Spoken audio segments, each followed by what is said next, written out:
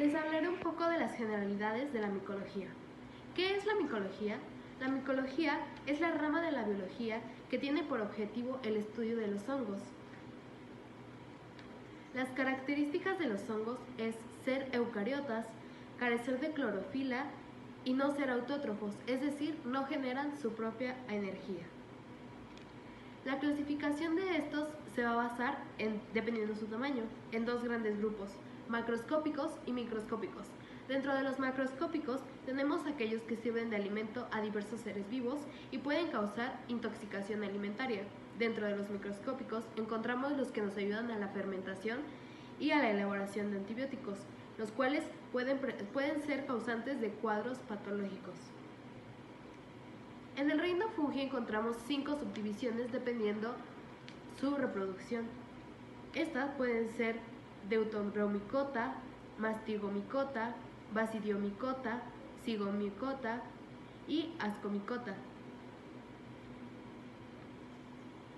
La estructura de ellos consta de una pared celular rígida, con polisacáridos, proteínas y glucoproteínas, de una membrana celular con ergosterol y simosterol, y de un citoplasma, con uno o varios núcleos, mitocondrias, ribosomas, vacuolas y gránulos.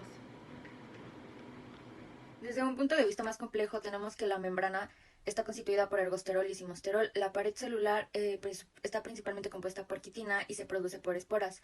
También tenemos a los polisacáridos como el N-acetilglucosamina y el glucano. Tenemos dos tipos de reproducción. La primera es la sexual, se lleva a cabo mediante meiosis. En esta se fusionan dos núcleos y se aprovechan las esporas. También se conoce como telemórfico. La reproducción asexual, que se lleva a cabo mediante mitosis, también es conocido como anamórfico.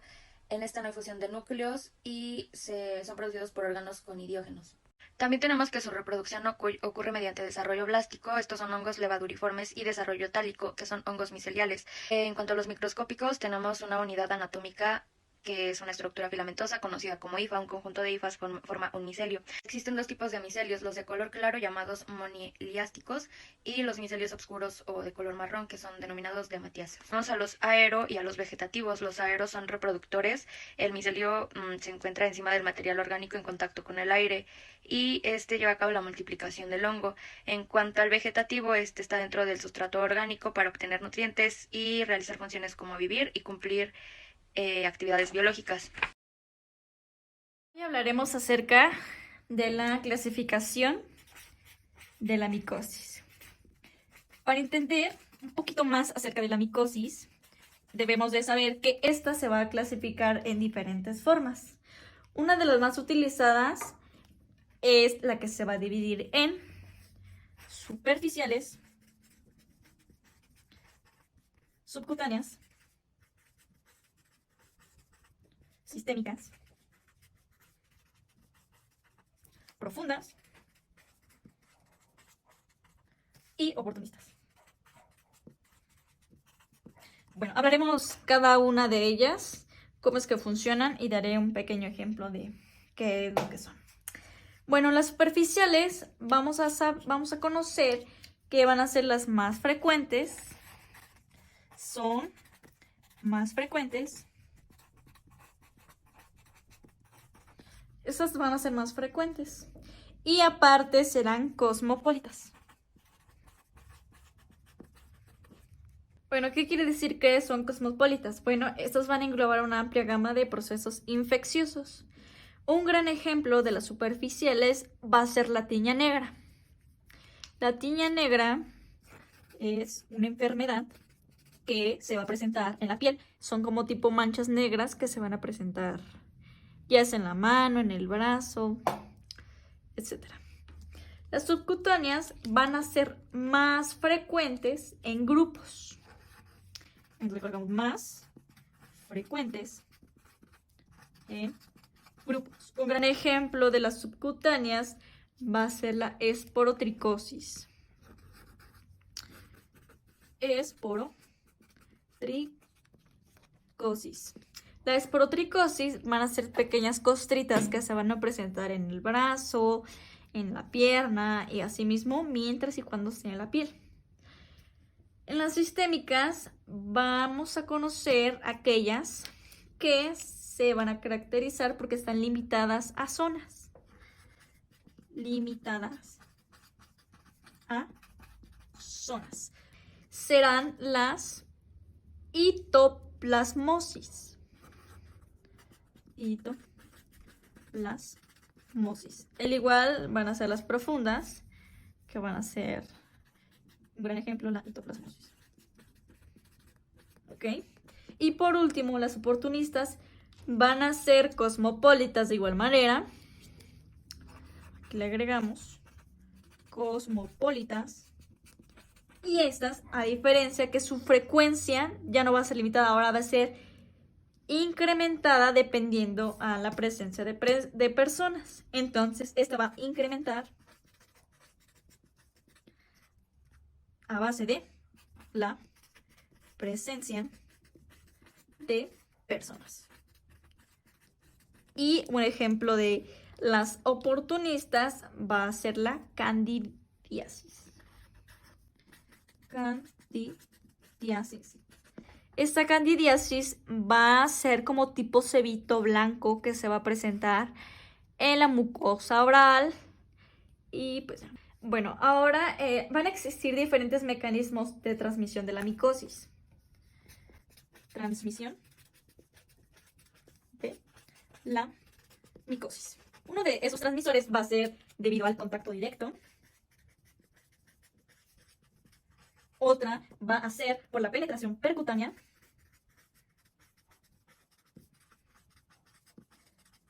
Por otro lado, va a ser la inhalación, la autoinfección. Y por último, la inoculación instrumentada. Muy bien. Vamos a explicar las generalidades de la parasitología. Y para comenzar, definimos parasitología como disciplina de la biología que se encarga de estudiar el parasitismo. El término parasitismo se define como la relación entre el parásito y el huésped en la que el primero vive en y expensas del segundo y le causa daño. De ahí provienen los siguientes conceptos. Tenemos que el huésped es el ser humano. De ahí hay dos tipos de huésped, el huésped definitivo, que alberga al parásito en su forma adulta, y el huésped intermediario, que alberga las formas larvarias del parásito, es decir, donde el parásito cumple parte de su ciclo de vida. Se denominan parásitos a los organismos que pertenecen al reino animal, y de ahí tenemos los conceptos de parásito obligado, que es el que tiene vida parasitaria siempre, es decir, que completa su vida en presencia del hospedante, y el parásito facultativo, que puede tener vida libre, es decir, que se adapta a la vida parasitaria y tiene la capacidad de invadir y vivir sobre todo organismo o de vivir sobre la materia orgánica muerta. Los parásitos dañan órganos, aparatos y sistemas. Estos daños pueden ser mínimos, es decir, que el individuo no se da cuenta, o incluso causa la muerte, o en su defecto causa lesiones irreversibles. En un factor social, se dice que el grado de parasitosis de un país es igual a su grado de desarrollo. Pueden transmitirse por fecalismo, por artrópodos y por transfusión, como el paludismo, o por contacto directo de mucosas. La parasitosis en el ser humano incide en gran manera sobre la salud, la esperanza de vida y la productividad de millones de personas. La parasitosis produce grandes pérdidas económicas y la parasitosis como factor económico provoca pérdidas económicas en la agricultura y la ganadería. Y pues en conclusión, la parasitología médica nos ayuda a comprender la biología de estos organismos y a desarrollar nuevos métodos de control y tratamiento en enfermedades parasitarias. Bueno, en esta parte de la lectura nos estamos enfocando un poquito en lo que son los objetivos, entonces pues ya se darán a conocer. Empecemos con la parasitosis, que se divide en localización, que se divide en intestinales y extraintestinales. Tenemos los grupos parasitarios, que se dividen en protozoos y los helmintos.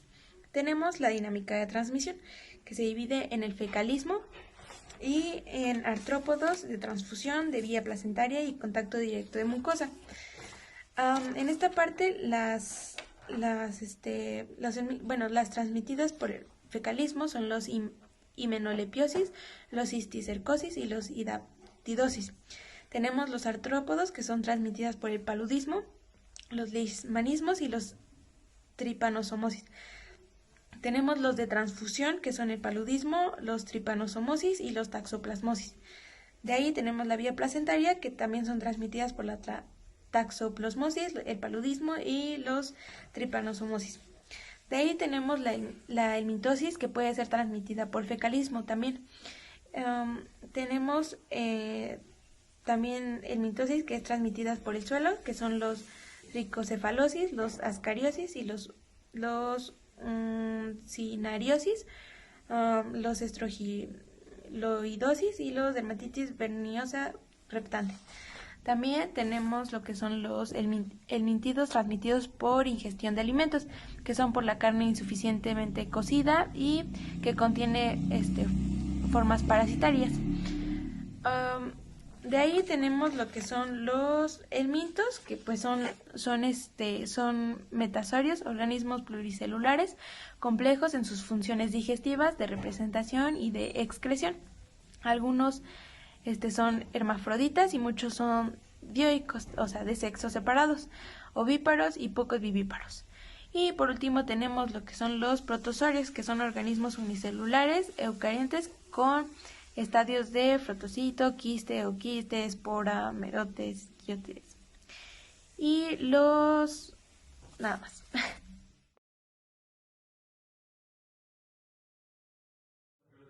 A continuación, comenzaremos con las generalidades de los protozoarios. Los protozoarios son animales unicelulares eucariontes sin pared celular, que constituye a un grupo heterogéneo de unos 25.000 organismos microscópicos que poseen una estructura celular típica y que se clasifican según su capacidad de movimiento. Los protozoarios son unicelulares y eucariontes. La clasificación de los protozoarios consta de dos reinos, el reino protista y el reino cromista. En el reino protista, el subreino es Protozoa, que se basa en el filum Sarcomastigophora, en el subfilum Sarcodina, en el subfilum Mastigophora, en el filum Apicomplexa y en el filum Ciliophora. Por otra parte, en el reino cromista, el subreino es Chromobiota y se basa en un subfilum Opalinata. La anatomía y fisiología de estos es que el protoplasma se divide en un nucleoplasma y el citoplasma también, que presentan pseudópodos, cilios, flagelos o membranas ondulantes. En el endoplasma está el núcleo constituido por una membrana nuclear, cromatina y cariosoma, en donde se pueden observar en el endoplasma vacuolas, las cuales pueden ser alimentadas y contráctiles, que su función principal es que tenga mecanismos reguladores, y en el ectoplasma es el que está encargado del movimiento. Su anatomía general se basa en una membrana citoplasmática, un citoplasma, endoplasma, ectoplasma, organelos de locomoción, que son pseudópodos, cilios, flagelos, membranas ondulantes, vacuolas, y por parte del núcleo tenemos a la membrana nuclear, cromatina y cariosoma.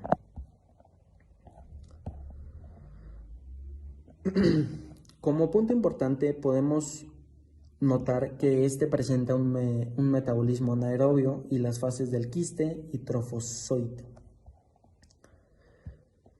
Comenzamos con la explicación del Sarcomastigophora, que es un grupo que se clasifica en sarcodarios y mastigoforos, cuyas principales características se presentan en la siguiente explicación. Mastigofora o flagelados son filamentos largos y delgados que salen del protoplasma. Se consideran como los más primitivos de los grupos más importantes de los protozoarios. Los flagelados se dividen en fitoflagelados y zooflagelados. Los zooflagelados poseen uno o más flagelos y carecen de un cromoplasto. Por otra parte tenemos a los arcodarios, que tienen formas adultas que poseen prolongaciones ondulantes que parten de un cuerpo, denominadas pseudópodos. Las fases de los protozoarios son el quiste y los trofocitos. Por otra parte, tenemos a lo de sarcomastigofora, que son sarcodarios y mastigoforos. Al igual que también tiene flagelos con filamentos largos y delgados, o también fitoflagelos, que son 1 o 2 flagelos. Y por último, los zooflagelos, que algunos de vida libre y casi todos son simbiontes o parásitos. Y como puntos importantes de los sarcomastigofora y mastigofora es que los sarcomastigofora se clasifican en dos grupos, ya los mencioné, los sarcodarios y mastigoforos. Y los mastigofora son protozoarios con flagelos que pueden ser fitoflagelos y zooflagelos. Y por último, los sarcodarios poseen prolongaciones ondulantes denominadas pseudópodos.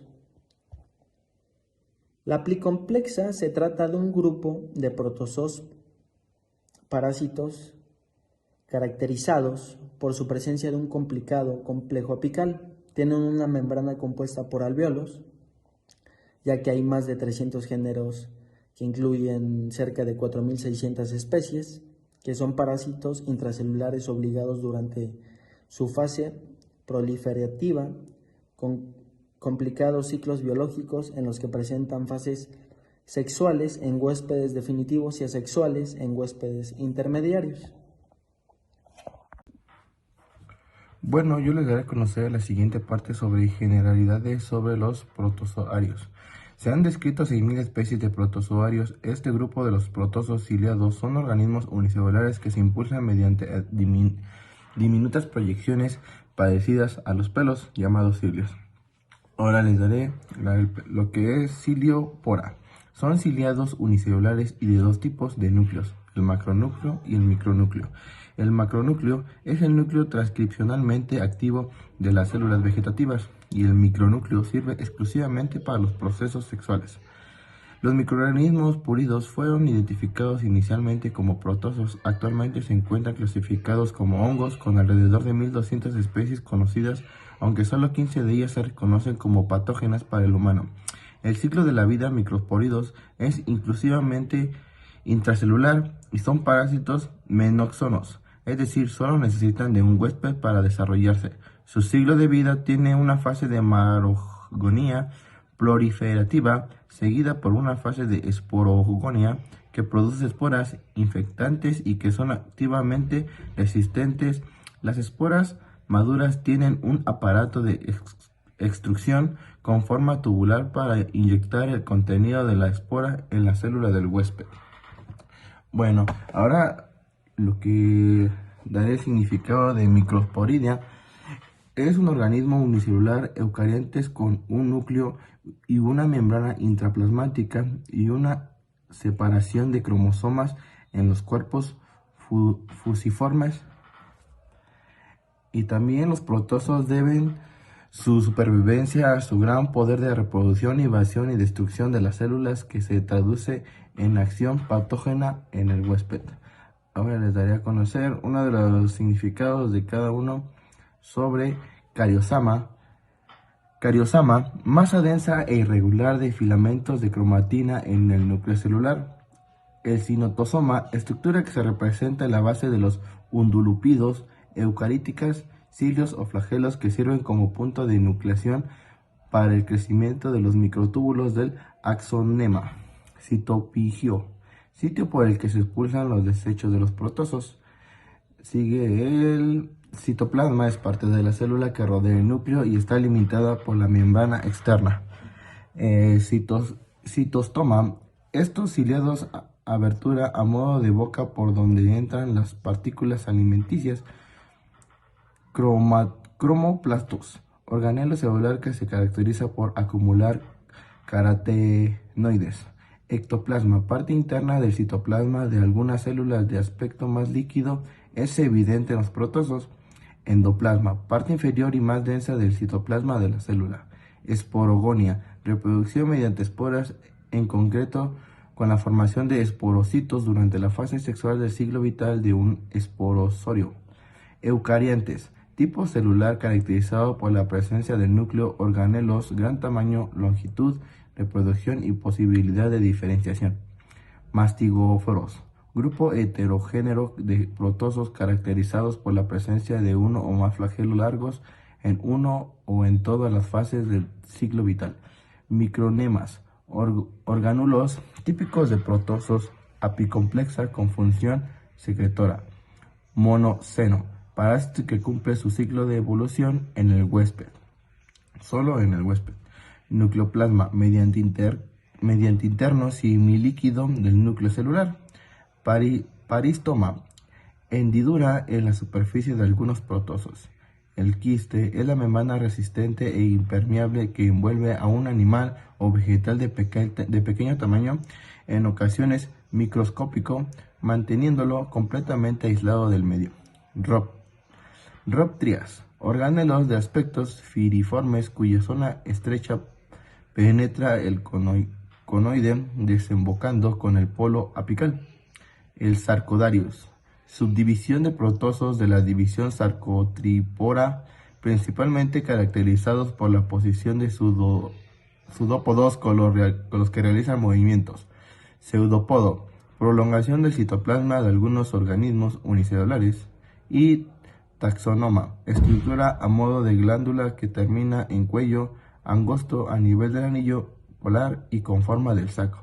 Y por último tenemos el trofozoito, forma vegetativa activa que se alimenta y que se produce. Bueno, con esto concluimos lo que es sobre generalidades sobre los protozoarios.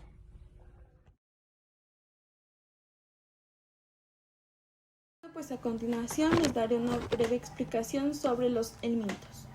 Los helmintos son organismos pluricelulares invertebrados conocidos popularmente como lombrices o parásitos intestinales. En su fase de adultez son de tamaño macroscópico. Esto quiere decir que son visibles a simple vista. Son alargados y presentan simetría bilateral. De estos parásitos también se puede decir que son parásitos intestinales y son las infecciones más comunes a nivel mundial y afectan a las poblaciones más pobres y más vulnerables. Y también encontré que los agentes causantes son los ascaris, los lumbricoides, los trichuris trichura y las uncinarias. Los platemintos son los céstodos y tremátodos. Los gusanos cilíndricos o redondos se denominan nemátodos y son los parásitos más importantes del humano, ya que infectan a miles de millones de personas. Los helmintos que habitan el intestino del humano se pueden agrupar en función de algunas características biológicas y de su ciclo de vida del ser humano.